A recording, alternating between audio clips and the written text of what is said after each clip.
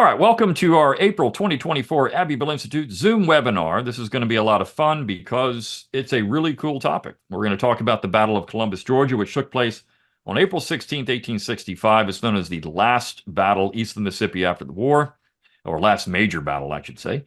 And this is a really important topic for me because I've lived in that area for a long time, and it's always been something I've been very interested in. In fact, we're joined by the author of a really interesting book. It's entitled Columbus, Georgia, 1865. Here it is. The last true battle of the Civil War. The author is Charles Misulia.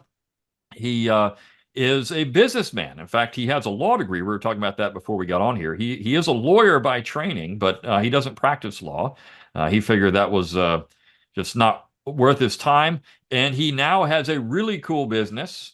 And he is the president of Veteran Arms LLC, which is a Georgia-based company specializing in reproductions of historical firearms. And he does reenactment work and all kinds of things, supplying some of the props and other things they use. And maybe one of your favorite docudramas or documentaries about historical documentaries, if you have firearms in it, it might be one of his. So it's a fantastic operation that he has there. And of course, he took some time out when he was about a decade or so ago and wrote this book on the war. Now, before we get started with him, remember you can put your questions in the chat section if you want, or you can use the Q&A button below.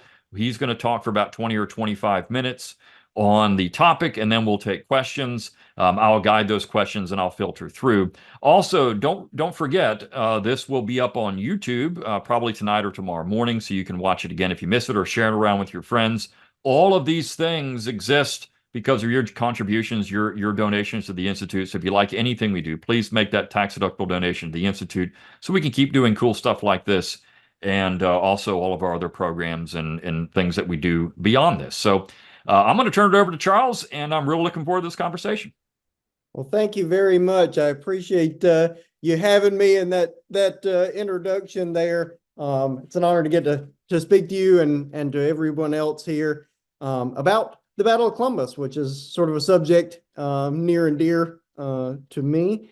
As Brian mentioned there, I wrote the book Battle of Columbus, Georgia, 1865, about the Battle of Columbus, which took place at the very end of the Civil War. In fact, a week after the surrender at Appomattox in Columbus, Georgia, and also what's now Phoenix City, Alabama, but which was called Girard, Alabama at that time. And so sort of to get started, I think we'll just sort of give a little overview about the circumstances surrounding the lead up to the battle, tell you where we are in the context of the history of the Civil War, and then we'll talk a little about the battle specifically. So the Battle of Columbus took place as a part of what is known as Wilson's Raid, or Wilson's Alabama-Georgia campaign. General James H. Wilson, was a young major general in the Union Army who had taken over command of the military division of the Mississippi's Cavalry Corps. After the Battle of Atlanta, on the Atlanta campaign, General Sherman was essentially disgusted with his cavalry's performance and wanted to get rid of them. He asked for recommendations for who he should assign to take over the cavalry in the West, and General Grant recommended James H. Wilson to do that. General Wilson, I got a picture of him here. Let's see if we can, I'll try to hold that up where you can see. General Wilson had just graduated from West Point right before the beginning of the war. And at the time of the Battle of Columbus in 1865, at the very end, he was only 27 years old as Major General. So he had advanced very rapidly from his graduation. He took the Western Union Cavalry and reorganized it into an effective fighting force. And then in 1865, got permission to lead an independent campaign with that force into Alabama and Georgia to essentially knock out the last remaining industrial and military centers left in the South. That campaign's objectives, of course, were to do that, knock out those centers, but then also to knock General Forrest out of the war. And that was Grant's primary concern. He told General Wilson that if he achieved nothing else, it would be worth the lives of 10,000 men to have General Forrest out of the war. So with those goals in mind, General Wilson and 13,000 troopers that he selected made their campaign starting in northwest Alabama at Gravelly Springs. First to Selma. They fought a battle at Selma, Alabama, captured Selma. They then marched on Montgomery, Alabama, and captured Montgomery without a fight, and then headed east towards Columbus, which was essentially the gateway into Georgia. It was an industrial complex in its own right, but it also was the place where there were bridges that could be used for his cavalry force to cross into Georgia and continue on their campaign. Unique feature of that campaign and the force that he put together, besides being an absolutely enormous force of cavalry, was that he outfitted them with the latest equipment. And one of the things that he did was make sure that all but 500 of the 13,000 troopers he took with him were outfitted with Spencer repeating rifles. These were rifles that used self-contained metallic cartridges and that could fire 7 times without reloading. And that gave his men a distinct advantage on the battlefield. In Columbus in 1865, the situation was bleak. The Confederacy was collapsing. The war had not gone well. And the city of Columbus was essentially cut off from many outside communications. They were still able to communicate more or less in a east-west line through central and south Alabama and Georgia, Mississippi, but communications outside of that district were very slow. And the military forces for the South had been pulled away after the Tennessee campaign in the fall of 64 to the Carolinas. And so there weren't a lot of troops available to defend these regions. And so after General Forrest was knocked out at Selma, Alabama, the defense of Alabama and Georgia was left essentially to militias and state troops, second-class troops.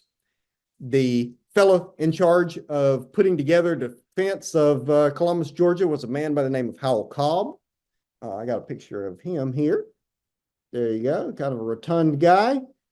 He had been Secretary of the Treasury in the Buchanan administration and led a regiment of Confederate soldiers early in the war, but at this stage was in charge of what was known as the Georgia Reserve Force.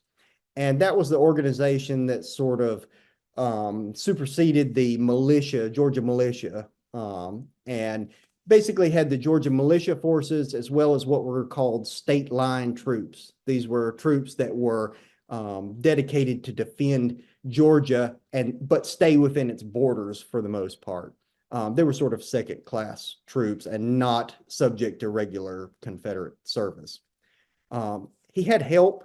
The governor of Alabama tried to send troops from Mobile to Columbus to help defend the city, remnants of Forrest forces, and the forces of another fellow, Abraham Buford, a Confederate cavalry commander. He used his Confederate cavalry to try to slow General Wilson down in his march. Not very effectively. They were more or less overwhelmed and overpowered by General Wilson's force, but they made the effort in any case. And so the campaign stands on April the 15th, the night before the battle. The Union forces have moved within about 10 miles of Columbus. The Confederate defenders in Columbus know that this huge cavalry force is headed their way, and the next day will bring a conflict. The actual Battle of Columbus took place on Easter Sunday, April the 16th, 1865. It took place in 3 primary phases. The first phase of the action was more or less a running skirmish between those Confederate cavalry troops under Abraham Buford and the advanced elements of General Wilson's cavalry force. The overall command of the initial action at Columbus, although General Wilson was in charge of the entire federal, corps that was there, he placed his second in command in charge of the actual capture of Columbus. His second in command was a young man who had gone to West Point with him, had been 1 year his junior at West Point, and in 1865 was 25-year-old Major General Emory Upton. General Upton, I got a picture of him here. He, like General Wilson, knew that the war was coming to an end and was very ambitious to get some credits. He knew this was the big one. He wanted to win some glory before the war was out. He knew that would be essential to his advancement later in his career. And so he essentially asked General Wilson to have command of this part of the campaign, and General Wilson put him in charge of the capture of Columbus.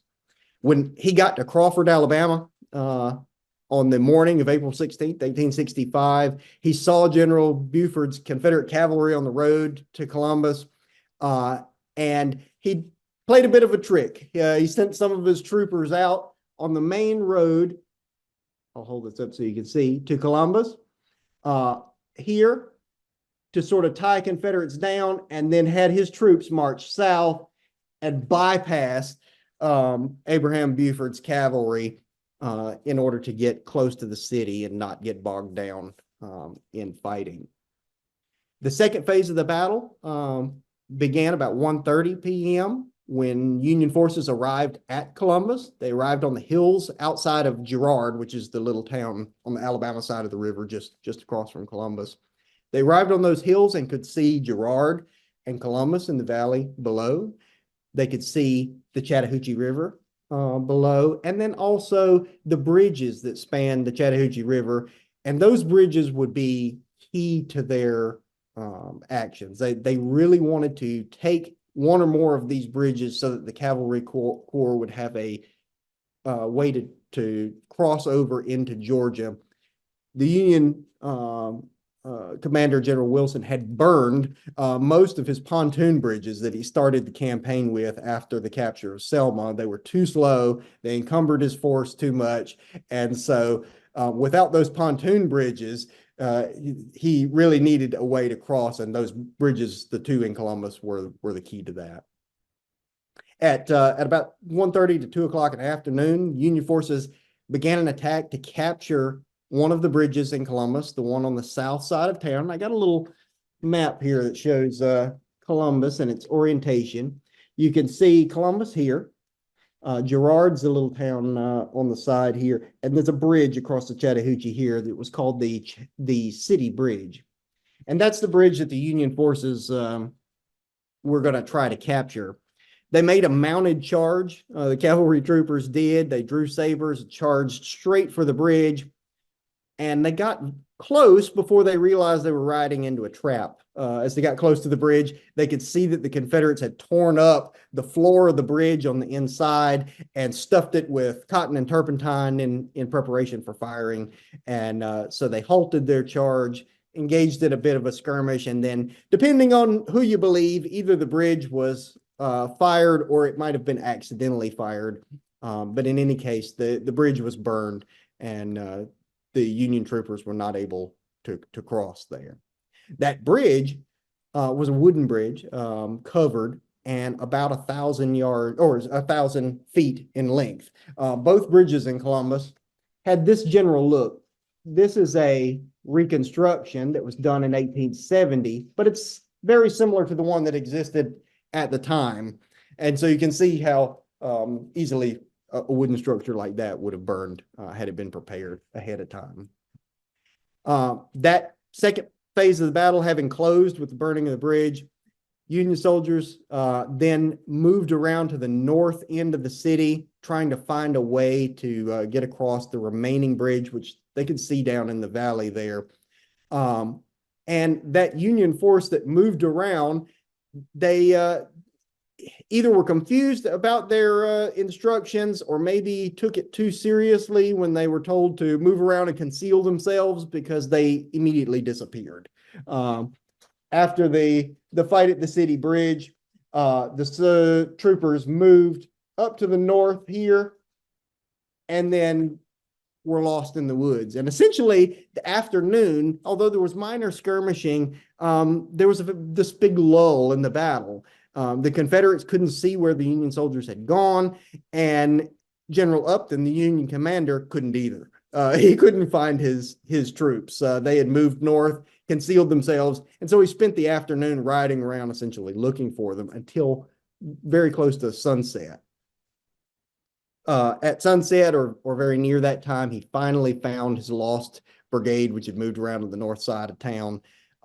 General Wilson had arrived on the scene, and they had a very heated conversation with the brigade commander about his instructions and either failure to follow them or follow them too literally.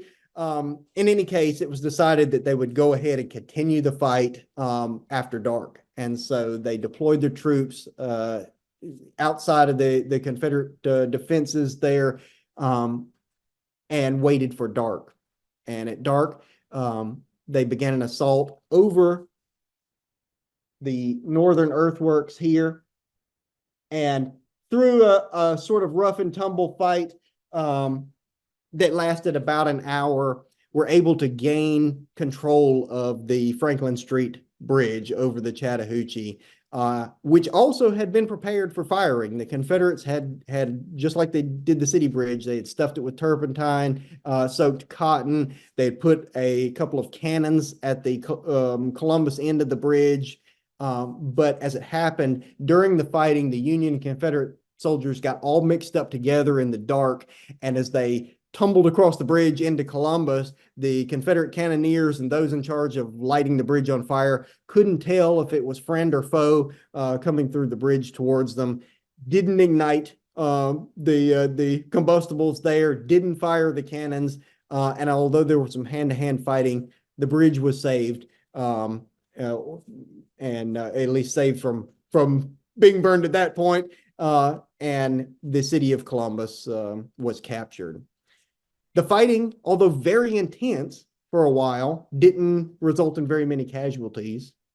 The total number of killed was very low, and it appears that darkness sort of shielded both sides in the fighting.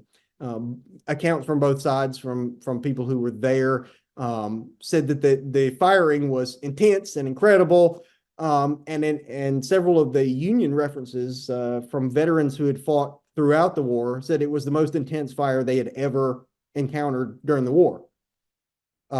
Nevertheless, it was dark, and so very few casualties were inflicted. About half the Confederate force, or a little over half the Confederate force, was captured, however, during the fighting, and what remained of it fled and essentially fell apart after that. Following the Battle of Columbus, for 2 days, Union Army stayed, destroyed the industrial military complex there. They fired all of the city depot warehouses. The magazine they exploded, which apparently was quite the sight, and broke windows throughout the city. They captured a Confederate ironclad called the CSS Jackson, and it was burned. The Confederates had run another gunboat and a torpedo boat out of town prior to the Federals capturing the city.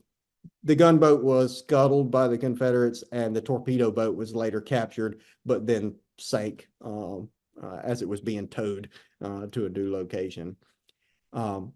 Residences in Columbus, although orders went out that property should be respected, not so much. There was a lot of looting. All of the businesses in the downtown part of the city, whether military related or not, were looted. Many of them burned. Some of the residences, particularly mill workers, tenements, were burned, which caused some hardship in Columbus. And essentially, the the Union Army destroyed Columbus' ability to aid the Confederate war effort anymore after that. And on April the 18th, left Columbus, headed toward their next objective, Macon, Georgia. Before they reached Macon, they were met with a flag of truce, and told that they were being ordered to stop where they were and to maintain their positions because they believed that the war would be over. The Union soldiers that were on their way to Macon gave the truce party 5 minutes to get out of the road. When they didn't, they charged the truce party and raced into Macon, essentially thinking that it was a ruse, and captured Macon, and then realized, yes, indeed, the war was over.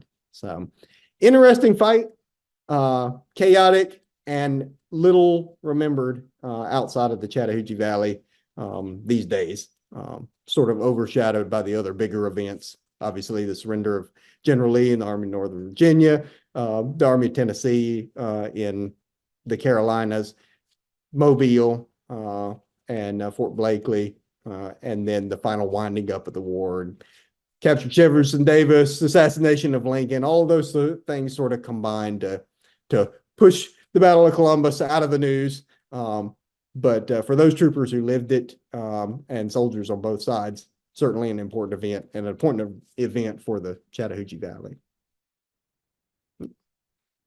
All right. Well, that was excellent.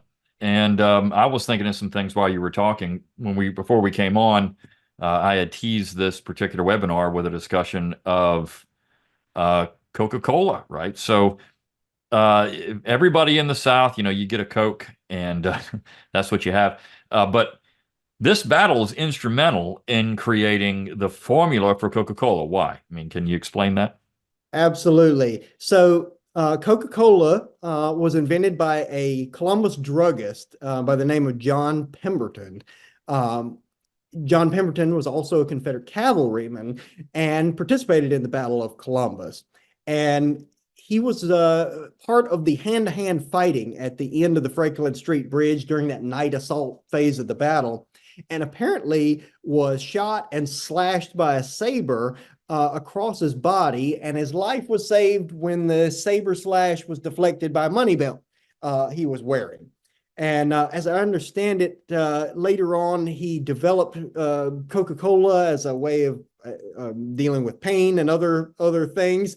And of course, that was later, his formula was later sold on, I believe the fellow's name's Isa Chandler, and had its name changed to Coca-Cola and becomes the drink that we have today. But the actual formula was invented by John Pemberton, after the battle. And in fact, there's a sort of a sketch of this event done by another historian a few years ago that sort of traces in more detail Pemberton's actual development and all those stages. But he always goes back right to the beginning to the Battle of Columbus and Pemberton's wounding. Yeah, Pemberton is actually buried in Columbus at Linwood Cemetery, and if you go over there, you can find his grave pretty easily if you kind of know where to look, because there's always about 1 million Coke bottles sitting on top of it, and they're usually full of water and everything. But there's some of the weird things, like they'll put out mellow yellow and stuff. Like, people will do all kinds of strange things right. At the Pemberton grave. But also Columbus has some other interesting. Of course, Henry Benning was from Columbus, and he's buried in Linwood Cemetery.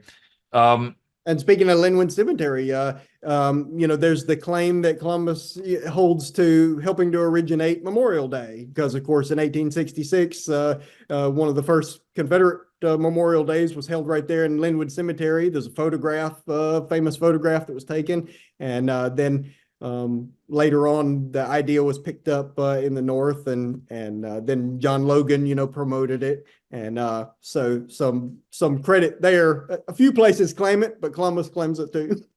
Right. I mean, I think that Columbus actually has the best claim to it. I mean, you look at Rutherford and her involvement. She's buried there too, right? So, yeah. But there are two sections in the Confederate sections in Linwood Cemetery. There's the one that's actually with the photograph, and then there's another one which is over near. There's a building on the property, but some of those people were in the battle And so can you speak to some of that and what citizens went through after this battle? And there's been some discussion about hiding, family members who were killed or wounded because they were afraid of reprisal. Did any of that actually go on, or? One of the interesting things about this battle is tracing casualties.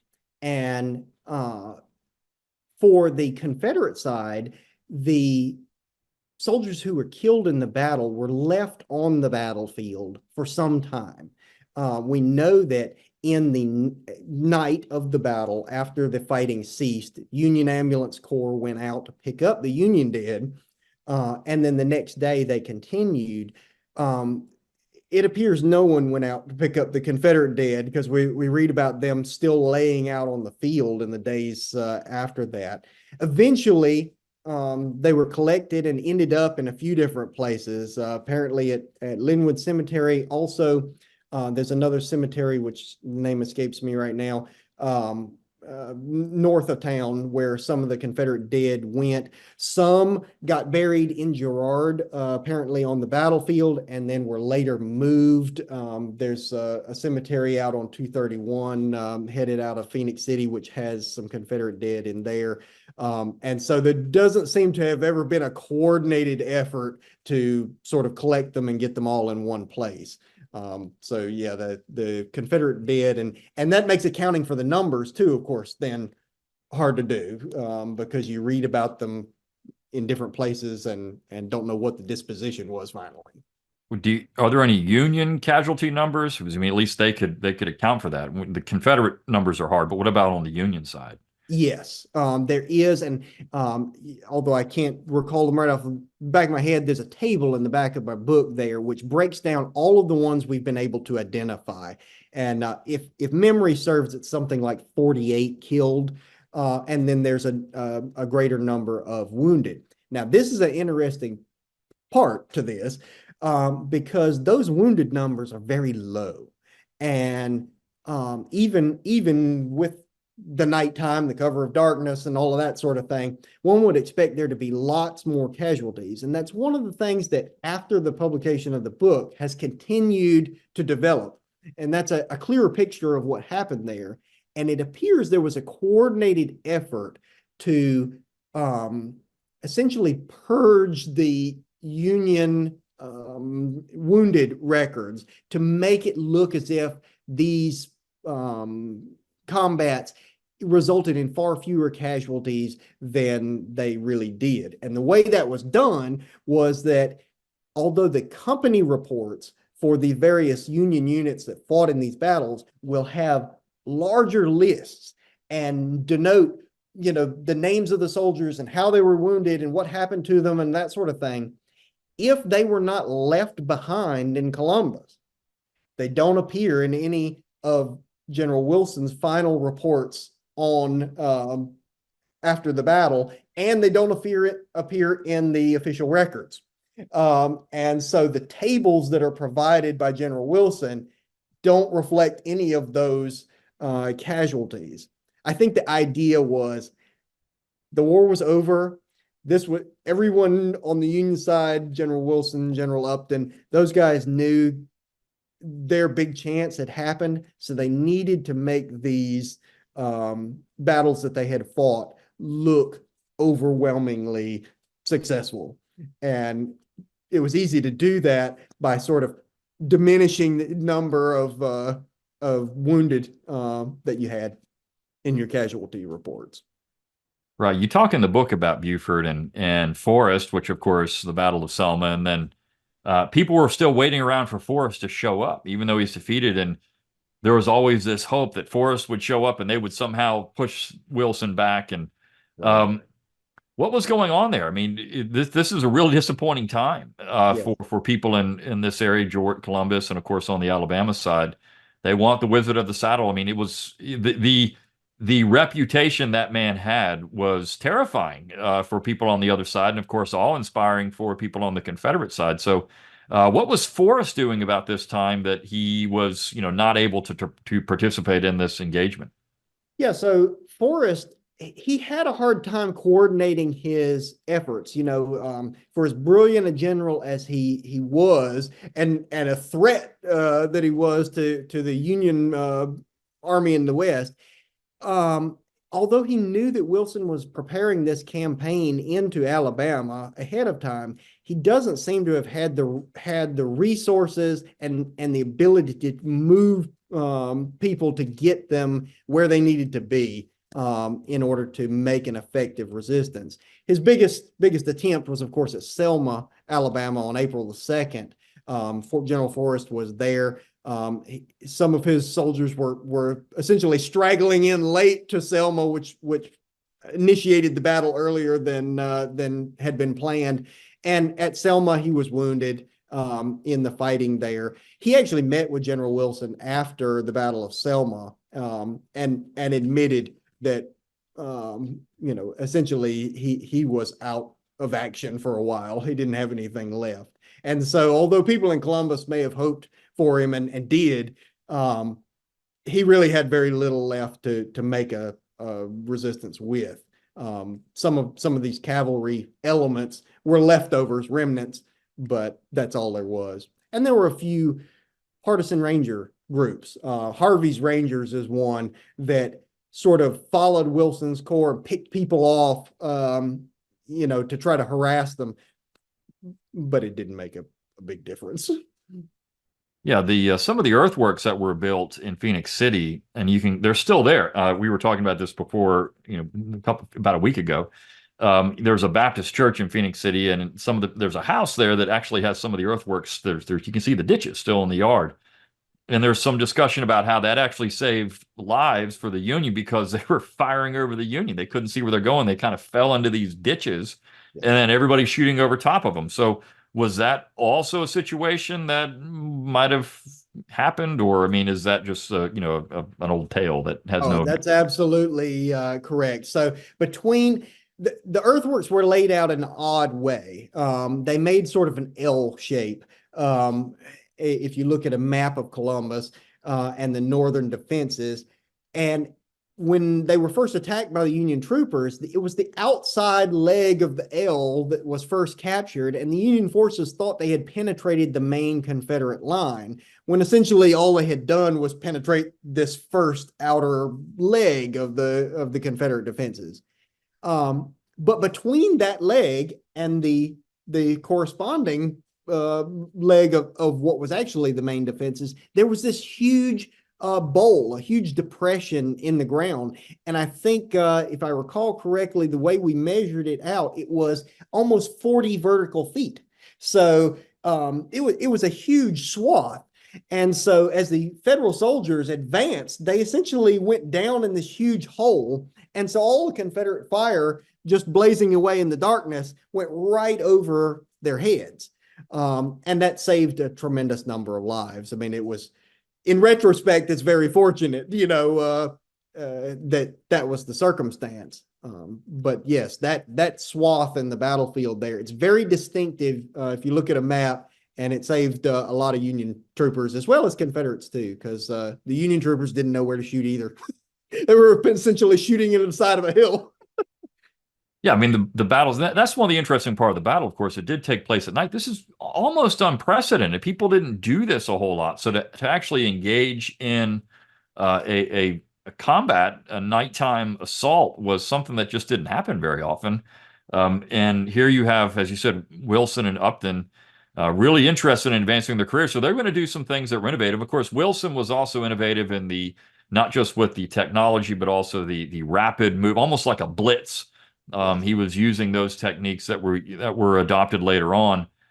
Can you talk about Wilson and Upton, what happened after the war? Because Upton, if I remember correctly, committed suicide at one point. And Wilson, of course, came back to Columbus. So can you talk about that a little bit? Yes. So Upton did commit suicide. Upton stayed with the Army and got transferred out west, and apparently had a medical condition. Most people believe it was some sort of aneurysm in his brain that essentially drove him crazy. It was said that his friends could hear his blood circulate in his head like the ticking of a clock. So you can imagine if your friends can hear your blood, ticking away in your head, it led to massive headaches and then depression. And so, yeah, he took his own life, I believe in 1885 or 1887. It's sort of tragic. But before doing that, he developed a set of tactics, Upton's tactics, which were used, by the army for a while, and apparently sort of foreshadowed trench warfare a bit. Wilson quit the army after the Civil War, went back into civilian life, worked with the Pullman car company for some years.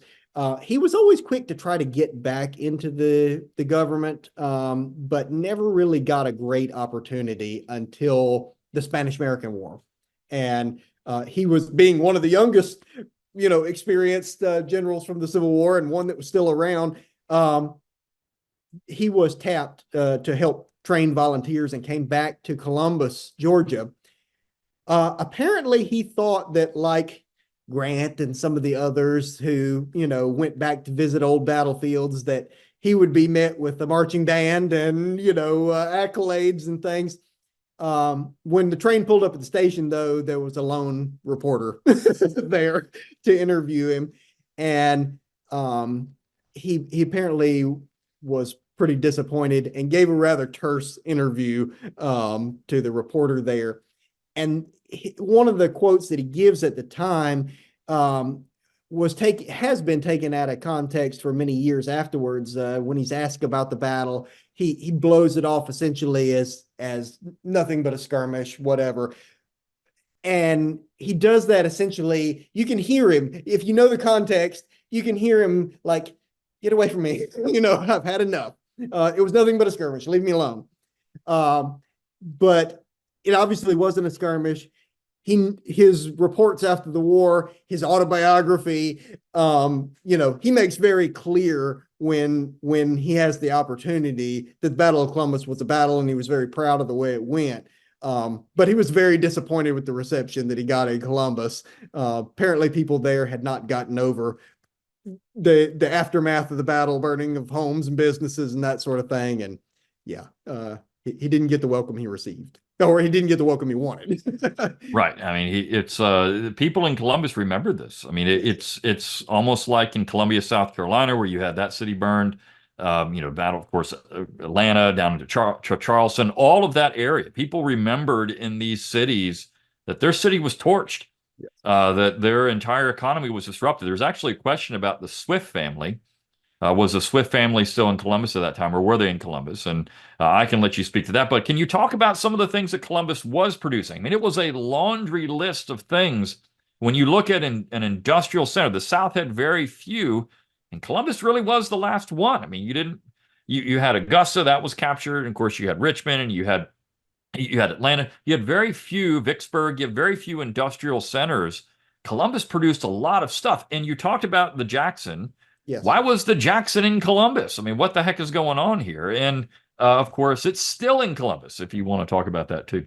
Right. Yes. The ironclad Jackson, the iron works to make essentially steam engines for ships and iron plating and all sorts of things was located there in Columbus. And the CSS Jackson was built there.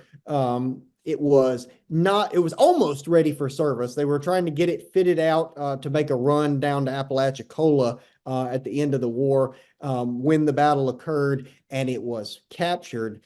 And in fact, let's see, I have a picture of it right here. Let's see. It's a little hard to see, but it was captured by the Union forces. Apparently, it became a bit of a tourist destination in the day after the battle. A lot of Union soldiers record having gone down to tour the ship before it was set on fire and cut loose and allowed to float down the river. And today, the remains of it are there at the Naval Museum in Columbus, the National Civil War Naval Museum. So you can go and see that.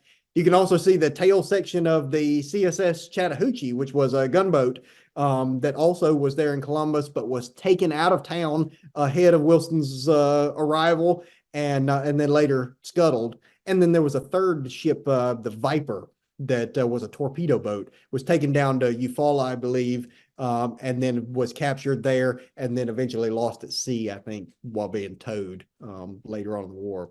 But Columbus made a massive amount of war material. During the Civil War, it was said that Columbus was second only to Richmond in the amount of war material that it produced. Everything, from hats and clothes and textiles, and there were facilities there for making ammunition and cannons. And I mean, if they needed it, from a shovel to a hat, and everything in between, it was being produced there in Columbus. The other center that was left was Selma. Selma had been captured too. Both of those were big centers, but Columbus was really a powerhouse.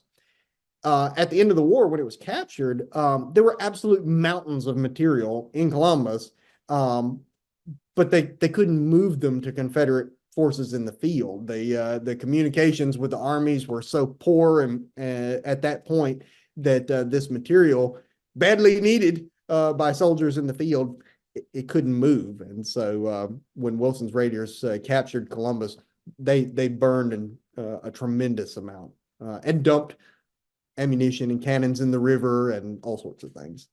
Yeah, in fact, when the Chattahoochee River, there was a dam that was there, the Eagle and Phoenix Mills. There was a lot of discussion. Are they going to find all kinds of stuff, dead bodies and firearms and everything? They didn't find really anything. It was just, when they blew it up, and then so they can make the whitewater course down there, there wasn't really anything there.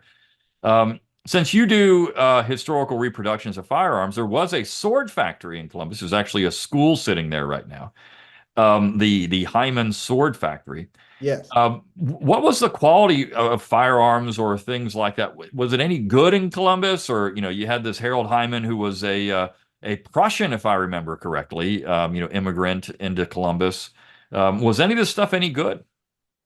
It was good for the time. Essentially, Confederate stuff is known as being very crude, but it was serviceable, and it was being produced in quantities there. The Hyman Brothers factory was there. They made a lot of other equipment. One of the things Columbus is particularly known for is the Columbus Depot jackets. They were apparently made in massive quantities there. Several boxcars full of Columbus Depot uniforms were still being sent to the armies in Virginia in 1862 and 1863. And interestingly, canvas equipments came out of Columbus in huge quantities. Of course, leather became scarce early on, and so as a substitute, this tarred canvas equipment, cartridge boxes, belts, cap pouches, scabbards, all sorts of things made out of tarred canvas were produced there in large numbers as well. And so there was a lot being produced. Yeah, I mean, all of that, we forget how hard it was for anyone in the South to really get these materials with the blockade. It just, stuff wasn't available. Right. Food, weapons. I mean, there was a question here: why did the Union not confiscate this? Why did they burn it? Why did they get rid of it? And I think you answered that. Well, they didn't really need it, number one, but then they couldn't really do anything with it. They couldn't move it. And so this was a real problem for both sides. And we were talking, before we got here, and you mentioned communication, but it's hard to conceptualize. We have telegraph, we have railroads at this time, but most of that stuff wasn't functioning very well by 1865 in the South. And communication was extremely slow. It was when that people in Georgia finally figured out this thing is over. About what date? I mean, it was right at the very end of April. So it was almost the 1st of May. It was like the 29th, the 30th of April, something like that, before word finally reached Columbus. So well after the battle, even before they knew definitively that the war was over. And speaking to the material burned as opposed to taken off, Wilson's Raiders, they wanted to destroy these military complexes, but Wilson got in his mind, once he started the campaign and things went so successfully, with the capture of Selma and Montgomery and Columbus, he wanted to then continue to push on all the way through Georgia, see if he could link up with General Grant in Virginia or the Carolinas, because everyone believed there was going to be this climactic fight once the Army of Tennessee and Army of Northern Virginia linked up together.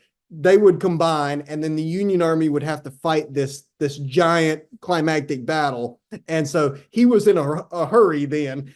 He wanted to get across Georgia and link up with Grant before the big show was over, before the final fight ended. Right. I mean, they're ambitious, as you said, no doubt about it. Both Wilson and Upton were very ambitious people. That's right. What kind of sites are still left in this area? If you were, if you're Fort Benning now, I guess it's Fort Moore, or it's always going to be Fort Benning if you're from.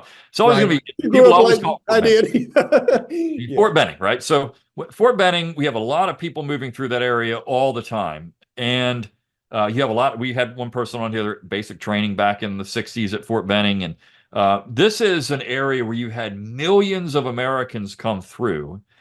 So what's left of the historic sites for this battle? I mean, what could people go see if they're coming down to this area? What could they, let's take a tour and look at the Battle of Columbus. I mean, you have battlefields. This is an urban area, though. And we were talking about this, how we're using some cool satellite images and other things to figure this stuff out. But it's in a city. And so what could people actually see if they wanted to? There's a few places where you can see the battlefield. As you mentioned, there's a lot of the battlefield that's been essentially lost to development over the years. The Columbus Naval Museum is a great place to start. You can see the Jackson, the Chattahoochee, those ships and the remains there. There's also some other artifacts there in the museum. That's at the south side of Columbus. The Columbus Museum has some artifacts in it. But you can go and see the battlefield itself if you know what you're looking for. There's a driving tour. I narrated a driving tour that used to be for sale at the Naval Museum and may still be. But that will lead you to a couple of sites. The two bridges in downtown Columbus, though, are the two most recognizable points. Those are the two areas where the fighting centered. One is today the Dillingham Street Bridge. That was the city bridge. That was the one where the fighting took place in the daytime.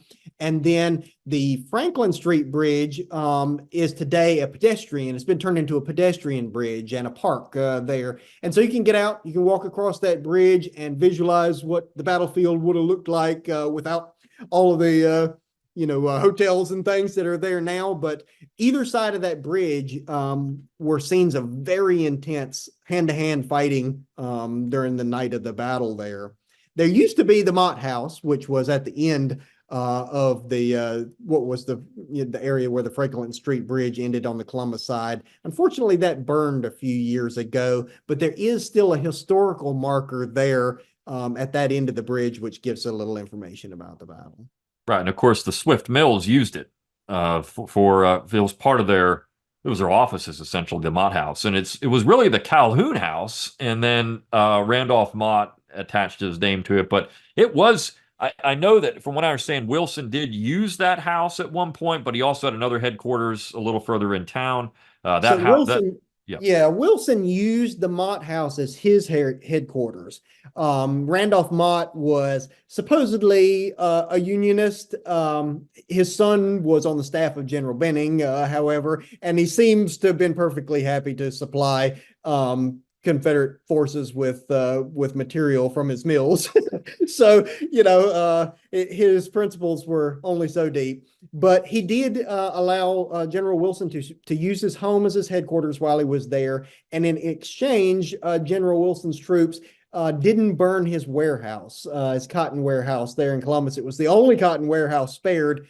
Unfortunately for General Mott, or for Colonel Mott, rather, that warehouse didn't last long after federal troops left. Essentially, retribution was pretty swift.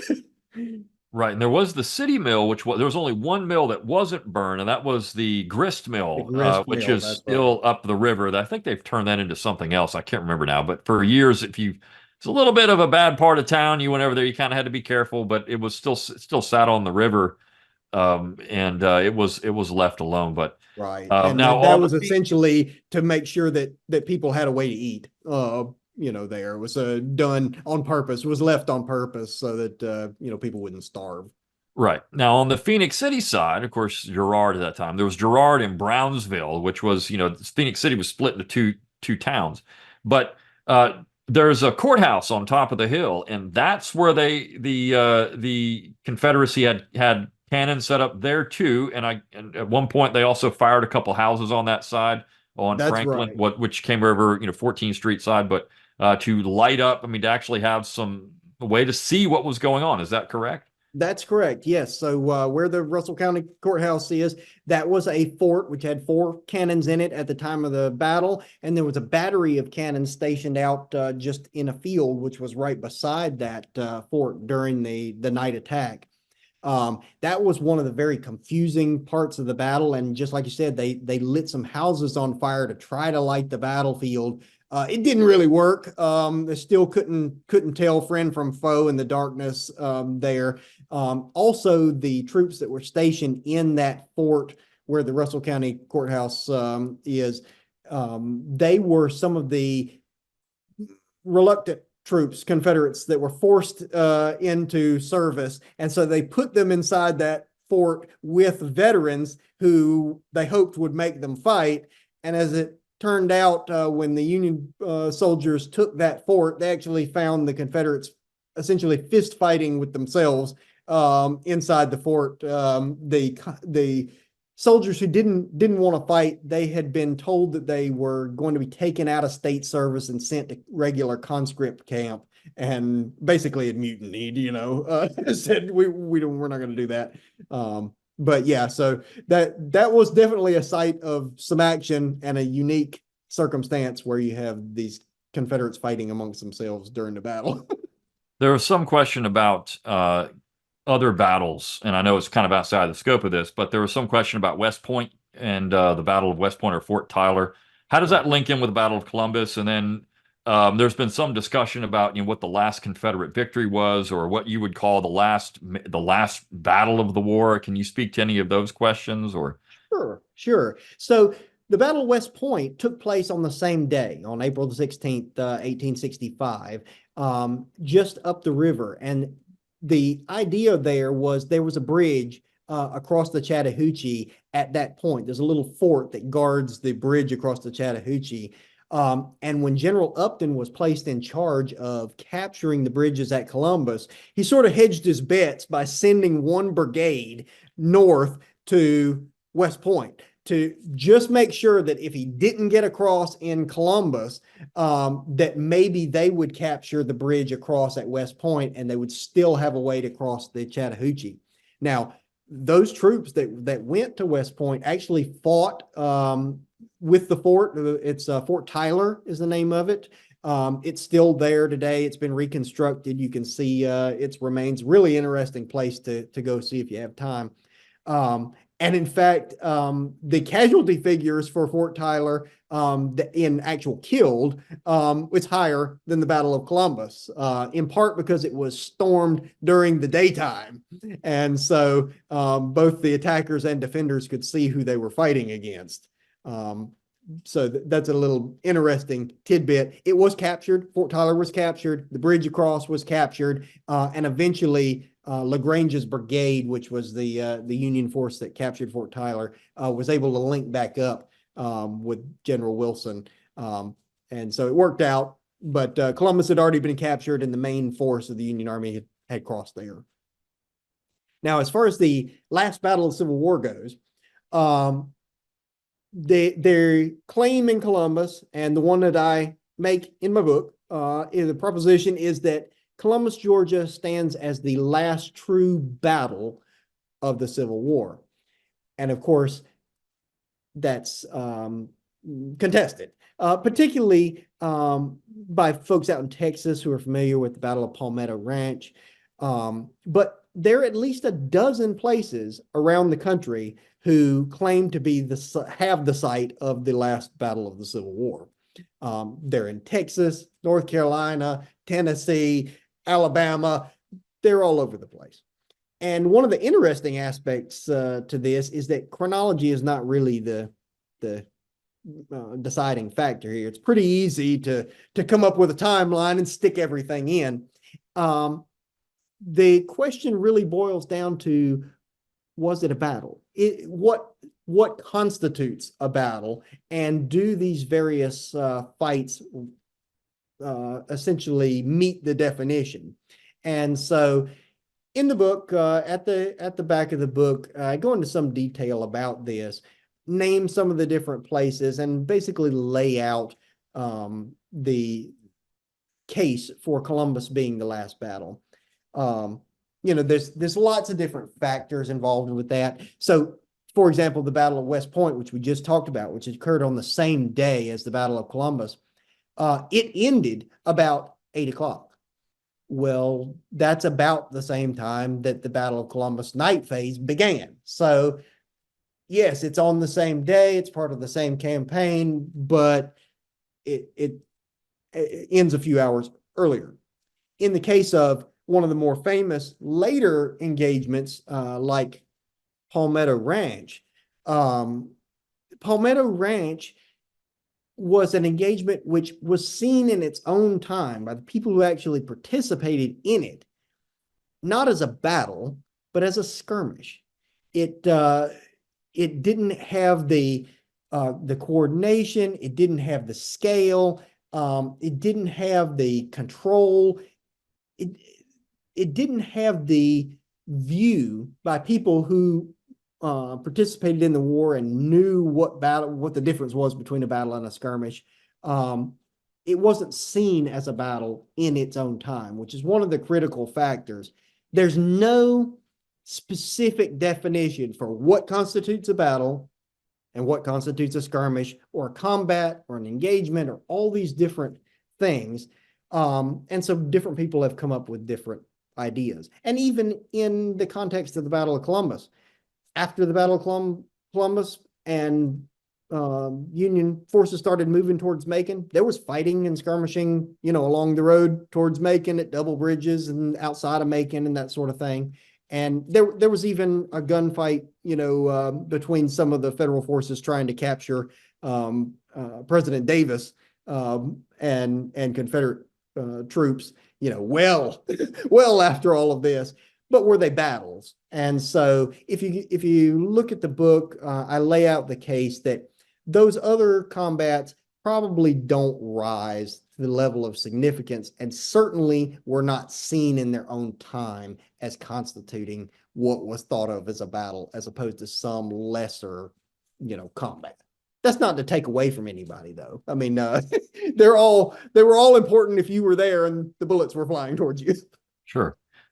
Quick question: wasn't it Wilson's men that were responsible for capturing Davis?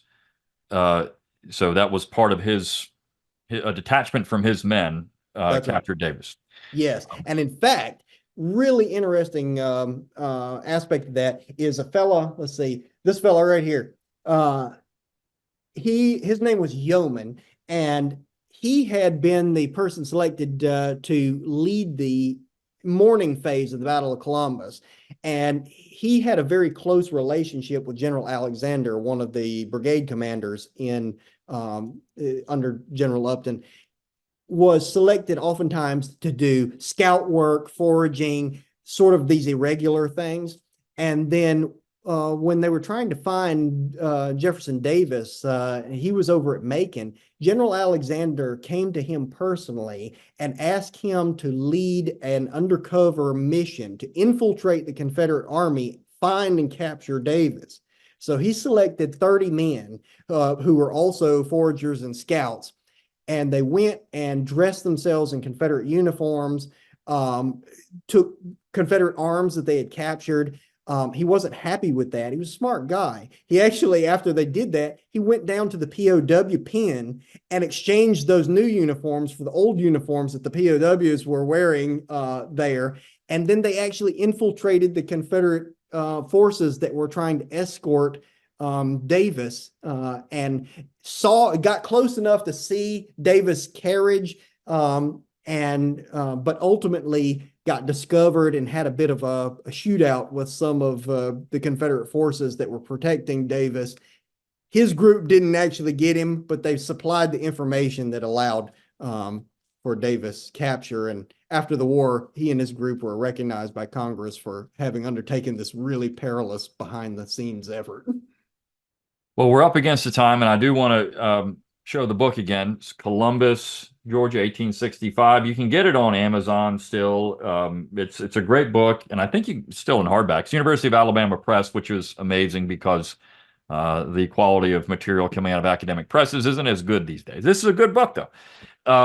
Now, one last question for you. If you can just tell everybody again your business name. There were some people asking about that. Your fire, they do reproductions, historic firearms. So if you could pitch your business again and let everybody know about it so they can buy your stuff. Absolutely. My business is Veteran Arms. It's www.veteranarms.com. We specialize in reproductions of historical muzzle loading firearms, uniforms, and equipment from the 1500s all the way up through Civil War period, as well as historical film and television work. This was a lot of fun. It's great to talk about, again, for me because of the local interest. But I hope people enjoyed learning about this battle. And of course, it is part of the larger effort to knock out the infrastructure of the South and to punish the South at the end of the war that certainly had turned into a war aim for the Union Army. And it's a forgotten part of it that more people should know about. So, Charles, this was a great conversation. We'll have to talk again, off Zoom here, and it's been a lot of fun. Thank you so much for having me. I really appreciate the invite. All right. Well, everyone have a good night. And again, if you like these, we're going to have it on YouTube. So share it around. If you like the webinar, share it around with your friends on YouTube. Let them know they can go watch it there and catch up on it if for people that missed it or you just want to watch it again. But until next time, we'll see you later. Have a good night. Thank you.